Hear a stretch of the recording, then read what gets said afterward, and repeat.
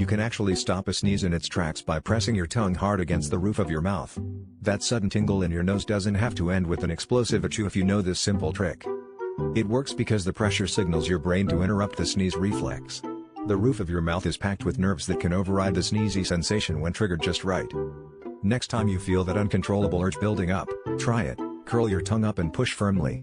Most people notice the urge fades away in seconds, saving you from an awkward or loud outburst. This hack is perfect for meetings, crowded elevators, or anywhere you want to keep things discreet.